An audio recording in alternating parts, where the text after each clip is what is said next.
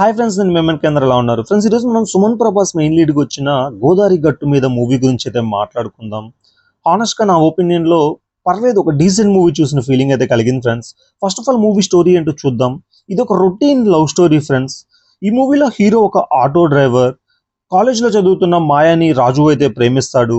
Auto డ్రైవర్ని ప్రేమించిందని తెలిసిన father వీళ్ళిద్దరికీ ఎలాంటి ఛాలెంజెస్ ఇస్తారు అండ్ దాన్ని వీళ్ళు ఎలా ఫేస్ చేస్తారు అనేది మూవీ స్టోరీ ఫ్రెండ్స్. ఈ మూవీలో పాజిటివ్స్ గురించి మాట్లాడాలంటే ఫాదర్ డాటర్ ఎమోషనల్ సీన్స్ నాకు చాలా బాగా నచ్చాయని చెప్తాను.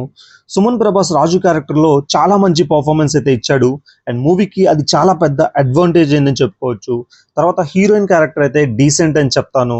అండ్ హీరో మరదల క్యారెక్టర్ మహాలక్ష్మి క్యారెక్టర్ అయితే హీరోయిన్ క్యారెక్టర్ని ఉన్నంతసేపు డామినేట్ చేసినట్టు నాకైతే అనిపించింది.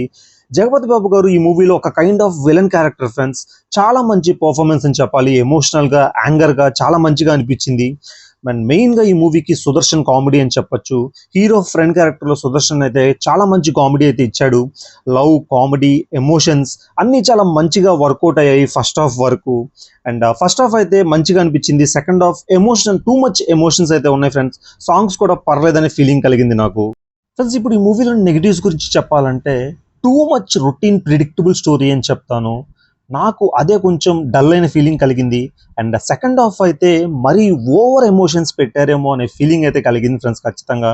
అండ్ హీరోయిన్ క్యారెక్టర్ కూడా ఈ మూవీలో చాలా కన్ఫ్యూజ్డ్గా ఉంటుంది. దీని బదులు మహాలక్ష్మినే మెయిన్ లీడ్గా హీరోయిన్ చేస్తుంటే బాగుండేదేమో అనే ఒక థాట్ అయితే కలిగింది. అండ్ ఇంటర్వెల్కి రివీల్ చేసిన సస్పెన్స్ కూడా అంతంత మాత్రంగానే ఉంది ఫ్రెండ్స్. సాంగ్స్ సెకండ్ హాఫ్లో టైమింగ్ అయితే అస్సలు బాగలేదని చెప్తాను. ఓవరాల్గా అయితే డీసెంట్ మూవీ ఫ్రెండ్స్. ఫ్యామిలీస్తో ఒకసారి మూవీని అయితే చూడొచ్చు. నేను ఇచ్చే రేటింగ్ అయితే 2.6/5. అండ్ ఆల్రెడీ మీలో ఎవరైనా మూవీ చూస్తుంటే ఖచ్చితంగా మీ ఒపీనియన్ కమెంట్స్లో షేర్ చేసుకోండి. జై హింద్ ఫ్రెండ్స్.